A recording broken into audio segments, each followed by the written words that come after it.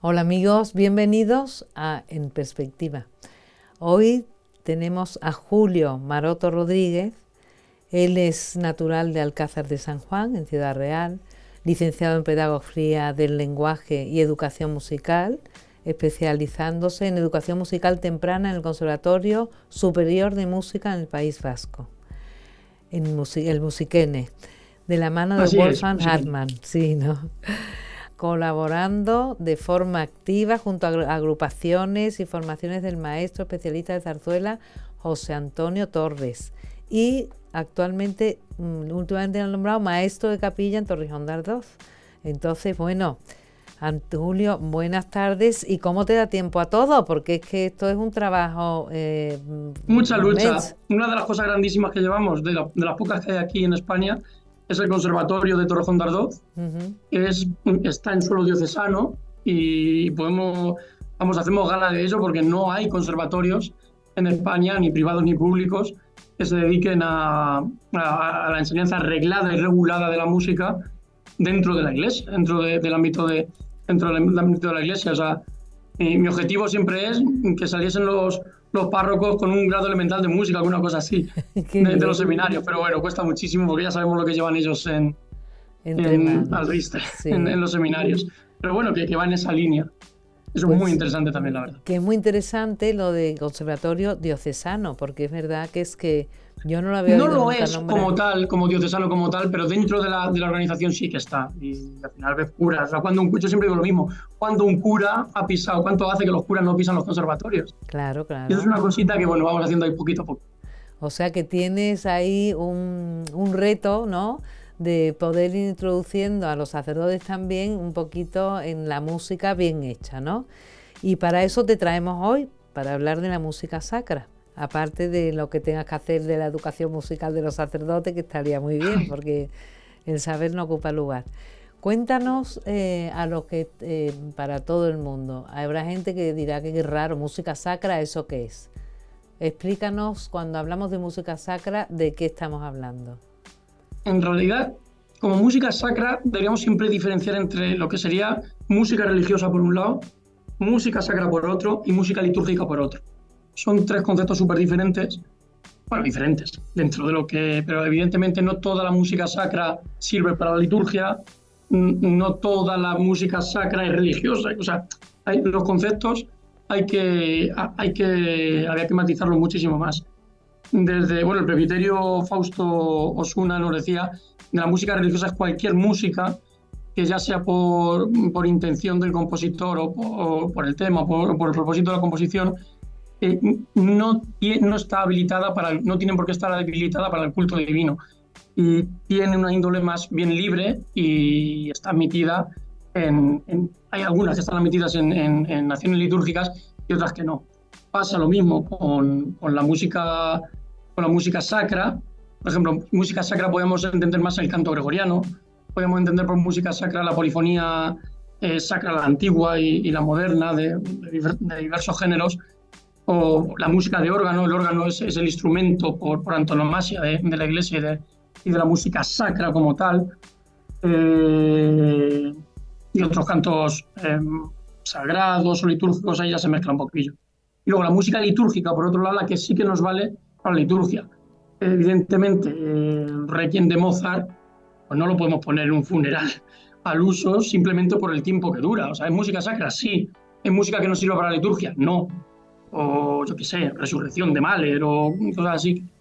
Eh, un Requiem de Verdi, se nos va la misa a 3 horas, desvirtúa lo que acabaría siendo el propio rito romano, lo que acaba siendo una misa, una Eucaristía, porque la gente se acabaría haciendo lo que es música de Verdi y perdería ese sentido litúrgico. Pero bueno, entendiendo esos tres términos o buscando lo que se pretende con cada uno de los términos, sí que se encuentra mucho tanto en Vaticano II como en todos los escritores que han escrito sobre estos temas después de Vaticano II. Bueno, como te has referido al Requiem y eso, me imagino que, bueno, como es música religiosa, no toda no toda la misa, porque duraría, como tú dices, no dentro del rito romano, pero sí se pueden escoger piezas y sí, pues, sí no rompen lo que es la liturgia del rito romano, ¿no? Que es la actual. del Requiem, en concreto del Requiem, Bach, o de cualquier misa, que el Mesías de Händel, o de cualquiera, claro, adaptándose al rito romano se puede, piezas, me imagino, o sí. ¿no? A ver, aquí podremos estar discutiendo, y discutimos entre maestros de capilla, hay muy poquitos maestros de capilla en España, y discutimos continuamente, pero es verdad que, bueno, coger el Aleluya de Händel, claro, Sí. depende de lo que hagas. Cortas en el compás 8, Eso, ya queda un Aleluya tan bonito. Claro, si haces el Aleluya entero, te vas a eso me refiero. casi a 7 minutos, no sé cuánto era, 5 o 7 minutos de Aleluya. Pues a lo mejor desvirtúa justo palabra de Dios, depende. En el caso de Händel, en otros casos, hombre, las misas brevis de Mozart, por ejemplo, hay muchas misas brevis de Mozart que sí está cerca, aún así se pasa. También es cierto que las misas que hacemos hoy, que prácticamente se hacen en una hora, las que se hacían en la época de Mozart se hacían mucho más largas y no pesaban. También depende del sitio. O sea, nos vamos a Asia, nos vamos a África, nos vamos a Sudamérica, el tiempo litúrgico también cambia. Todas estas cosas. Hace poco veía un vídeo del propio Requiem de Mozart en Sudamérica que se hacía entero. Claro, la misa duraba 2 horas y pico, yo he hecho misa de 2 horas.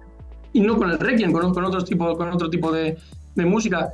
Depende de tantísimas cosas que bueno, podríamos estar ahí discutiendo, pero vamos, en el repertorio.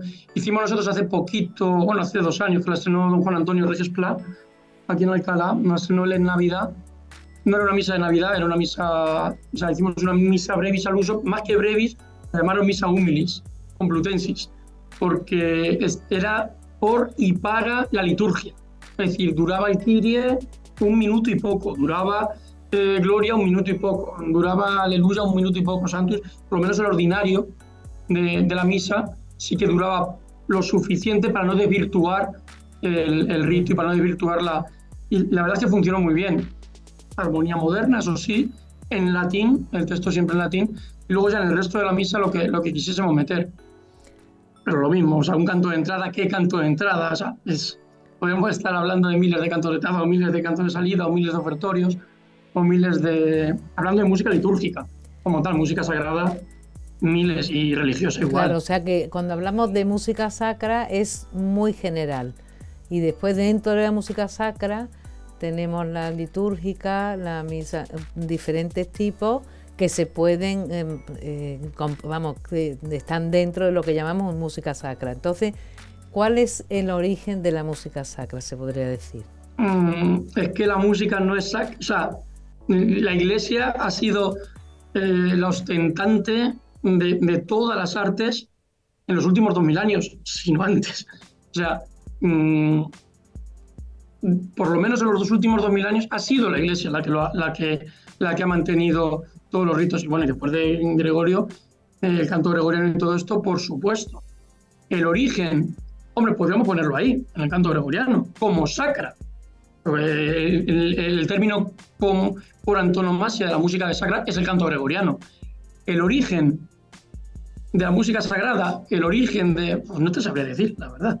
Sí, cualquier música que sirva para dirigirse a Dios, ¿no? El deseo o la necesidad del hombre de dar al que tuviera esa sensibilidad por la música, de conectar con Dios a través de la música, ¿no? San Bernardo, por ejemplo, cuando hizo la salve seguramente la cantaría, o sea que puede estar... Y Dios siempre ha sido el mismo, o sea, en el Antiguo y en el Nuevo Testamento, siempre, o sea, aunque no estuviese revelado antes, nos dirigíamos a Dios.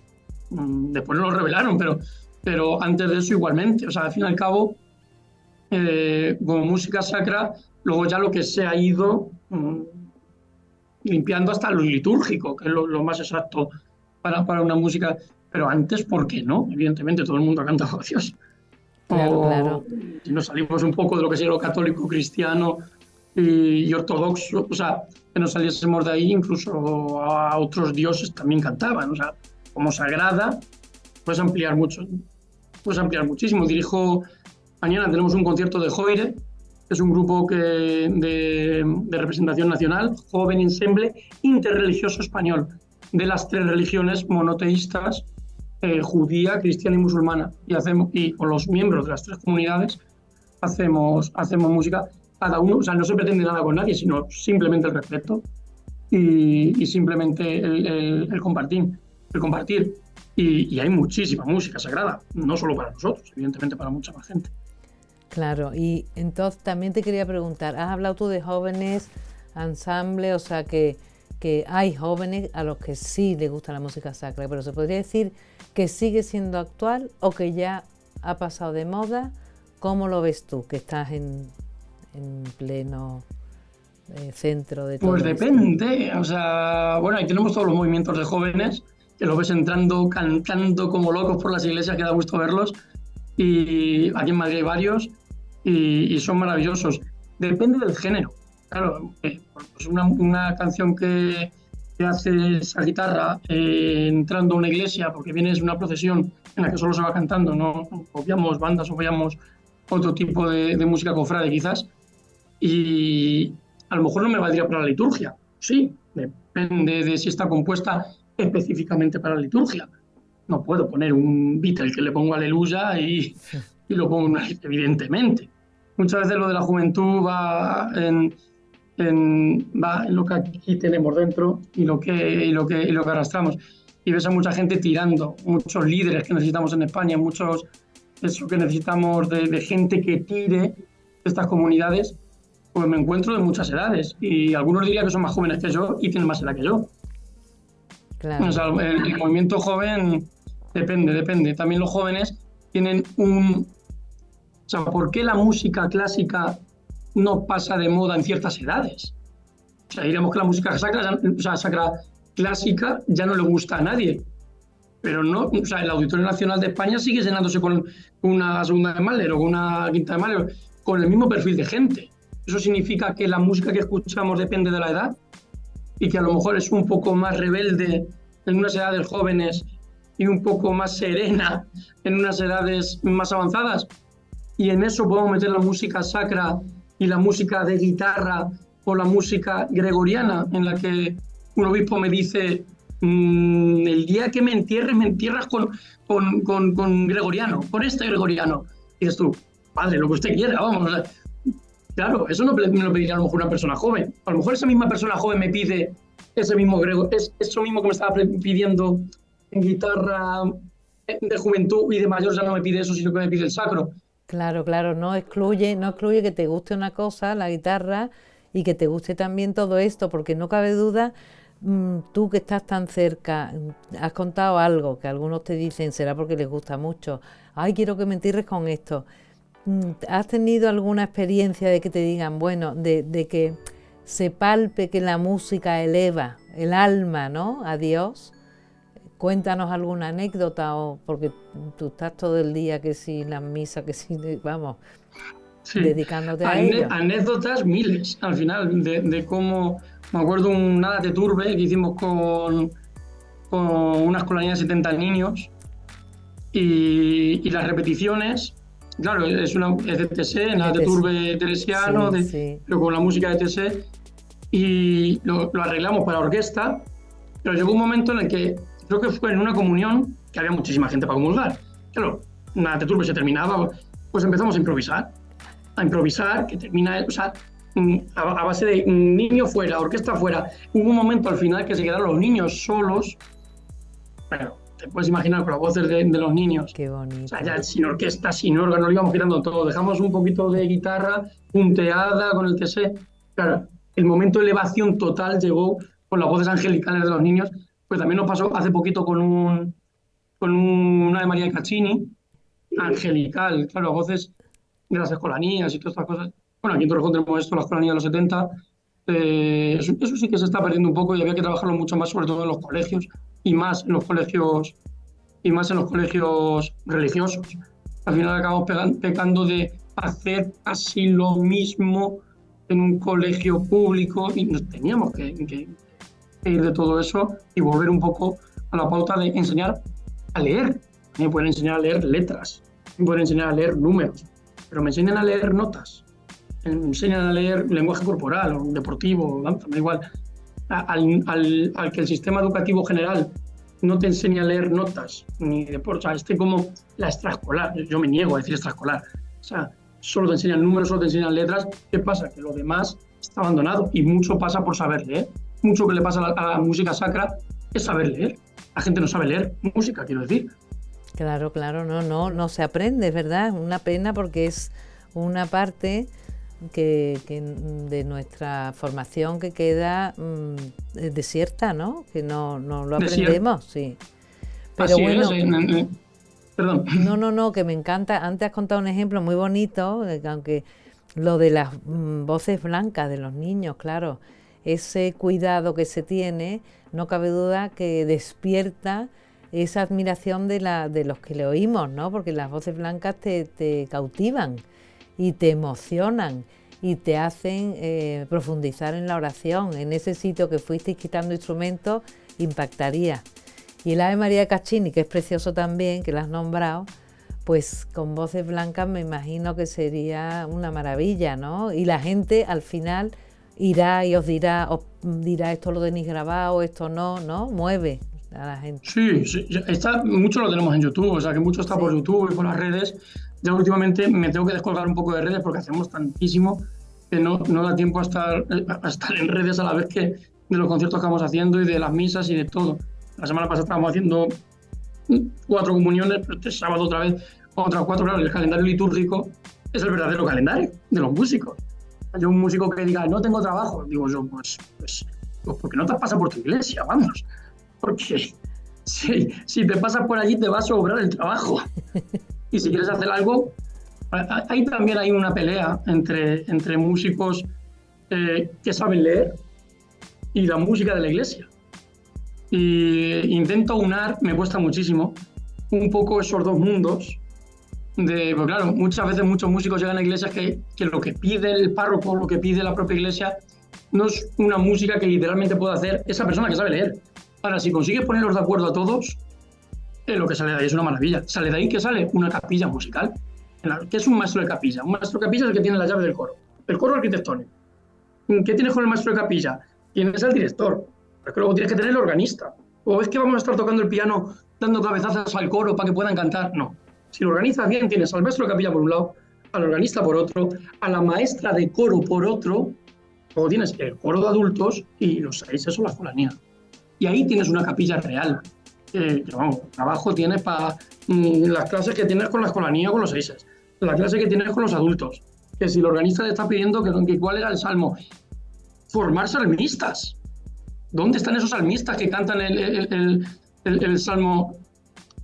No existen. O sea, me peleo y eso no lo saben hacer los músicos profesionales. No saben cantar salmos. Hay que explicarles que coges el libro del salmista y les explicas, mira, no, es que aquí esto se lee así.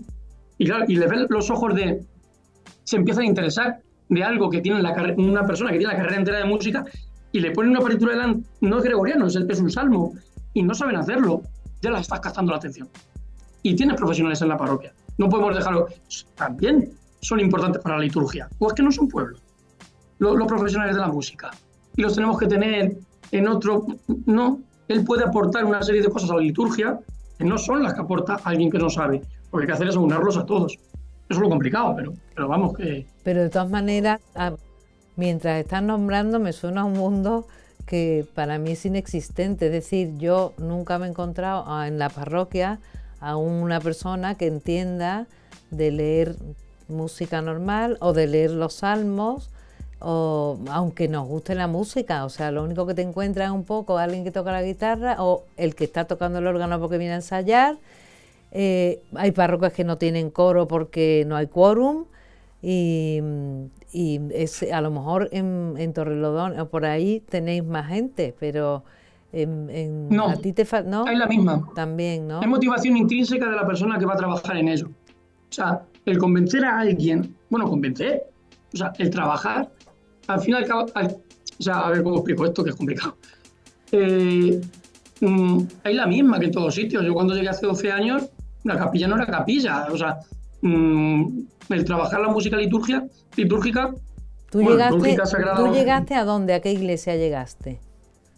Yo venía de Donosti, yo venía de La Mancha, me subí a Donosti y luego ya me bajé, me pusieron marcapaso a mi padre y tuve que dejar los fondos tierra, dejé todo por estar más cerca de casa porque no podía estar dando vueltas por Europa y y estar cerca de la familia y eso, y me bajé a Torrejón. O sea, el primer sitio donde empecé a trabajar fue aquí en Torrejón, conocí a los párrocos, claro, la cercanía y todo esto, y a partir de ahí empezamos a caminar, y 12 años después tenemos un conservatorio, claro, es que no podemos dejar de lado ninguno de los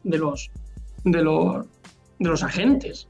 O sea, y lo que decíamos antes de poner de acuerdo, lo que estamos diciendo, el poder leer un salmo es porque no se ha enseñado cómo leer los salmos. Muchos párrocos no saben leer salmos. O sea, saben leerlo un poquito. ¿Cuál es la enseñanza musical en los seminarios? No es una crítica, pero poca. O sea, la poca que puedan. Bueno, pues esto hay que dejarlo fuera de los párrocos y fuera pues habrá que dejarlo en gente que sepa leer, en gente que sepa incluso leer, y habrá que enseñar a esa persona que sabe leer a leer salmos como la iglesia y a ver quién le enseña. Bueno, hay muchos cursos en España, hay muchos sitios donde se enseña gregoriano, que es donde se enseña a cantar salmos.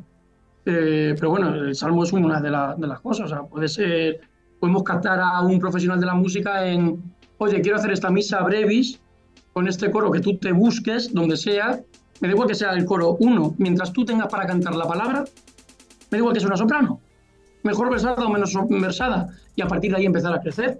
Pero tú con un cuarteto de cuerda, bueno, ¿qué digo un cuarteto de cuerda? Con un órgano y una soprano ya estás cantando la palabra. Por lo tanto, ya tienes música litúrgica. Lo más importante, el ordinario. Kyrie, Gloria, aleluya fuera el ordinario, Sanctus Agnus Dei. Teniendo eso, ya tiene la liturgia solventada. Y estamos hablando de 2 personas. Mete luego 2. Oye, mira, vente y me haces una segunda voz. Si el organista sabe, o el que esté leyendo, me da igual. Oye, mira, que son 3, al final ya tienes 4, al final... Eso se va animando, sí. El caso que hay que empezar, eso es muy importante, nos queda poco tiempo.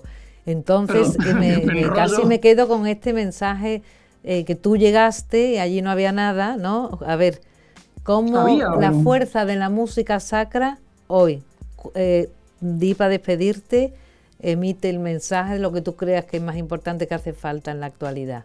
Si el camino lo pone Dios, vamos a ver. Si lo que estaba diciendo antes de uno y uno, y ya tienes la palabra, tú deja, te agarras al calendario litúrgico, perdón, al calendario, bueno, sí, al calendario anual de la Iglesia, al calendario de la liturgia, y al final tienes para hacer.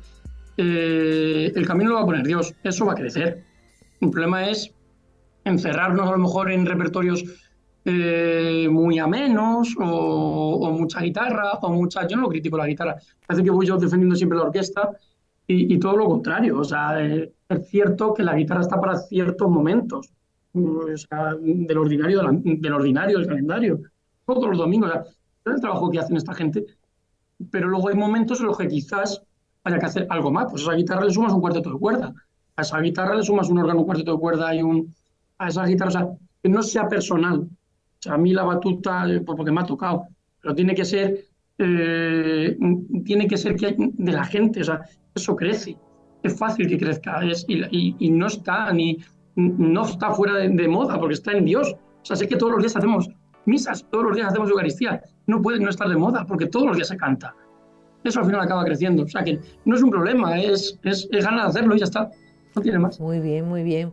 Pues con eso nos quedamos, que es verdad, para la liturgia es muy importante la misa, porque es verdad que da solemnidad, que hace que la liturgia esté cuidada, eleva el espíritu, y es muy importante, pero bueno, es verdad que Dios nos guía, hay que empezar, así que animas a los que nos están viendo a ponerse manos a la obra, el que algo sepa, que se ponga allí y que irá creciendo, ¿no, Julio? Así es, así es. Pues con eso nos quedamos, te damos las gracias por este tiempo que has tenido con nosotros y bueno, a ver, intentaremos mirar en YouTube esas voces blancas de las que nos has hablado o esa parte de orquesta. No sé si tienes un canal de YouTube o no, ¿qué tenéis? Hay mucho, si pones Julio Maroto, hay mucho más en Facebook, creo que había. En Facebook e Instagram creo que estaban colgando más. Muy bien, pues muchísimas gracias, Julio. Y enhorabuena por toda esa fuerza que tienes y ese tesón, ¿eh?